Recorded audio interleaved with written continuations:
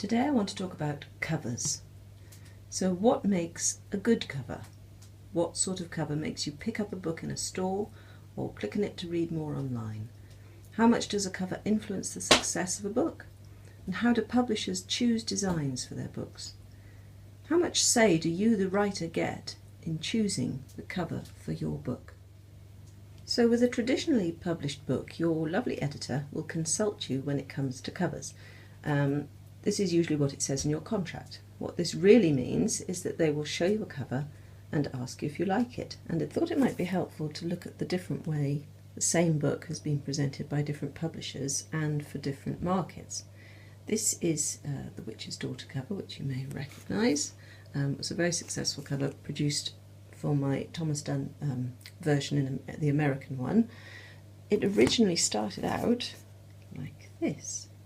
Okay, this is The Book of Shadows, which is the same story, and it's the one that I released with Snow Books in the UK before the American version. And as you can see, they're quite different. Let me show you that.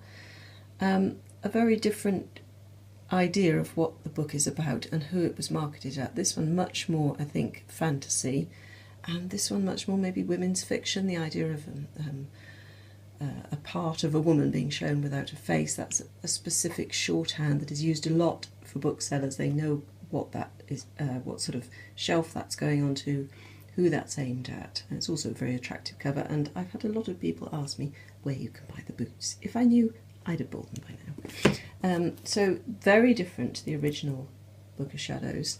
Quite a lot of foil. This is the Polish version, firmly in the historical fiction camp there, very much so with the use of colours and the historical background. This one is the Russian version. Now, obviously different countries are going to have different styles, but I think that one is much more aimed at the young adult market and a younger readership. This one is the Czech Republic version. I'll let you make up your own minds about that one. And interestingly, the Brazilian copy, which is in Portuguese, obviously, they chose to go with the US cover, but just in case we didn't get the witch thing, as you can see, they've added a broomstick, which I think rather nice there. The Winter Witch has had different covers too. This is the American Winter Witch hardback, and indeed the paperback, which came out the same. I think that's beautiful. Very easy to spot on the shelf. Don't forget, that is very much what you will see in most bookshops. That's all you've got to sell your book with. End on a shelf if you're lucky and it's being stocked. But yes, beautiful cover. The UK hardback is this version. Again, very dramatic. Lots of use of white, not surprisingly.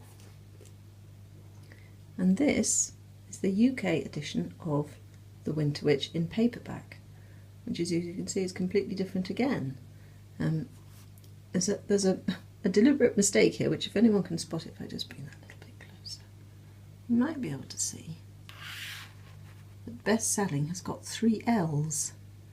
And I like to think that one day these particular editions will be very valuable for that, if nothing else.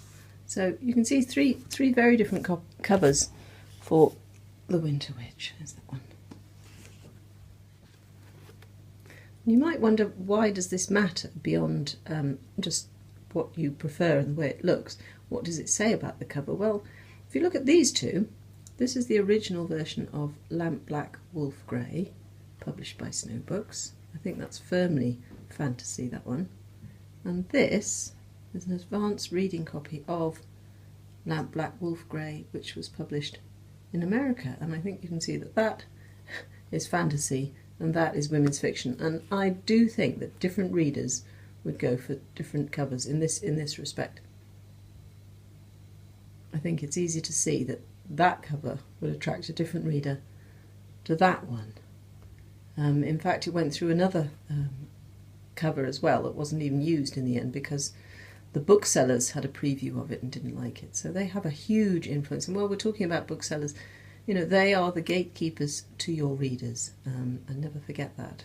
And you really need to think about what type of book you think you've written and whether or not the cover that you're being offered gives an accurate representation of what's in the story.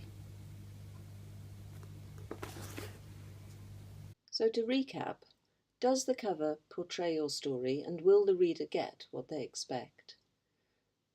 Are you sticking to traditions? Will the bookseller know how to sell your book? Is there an eye-catching spine?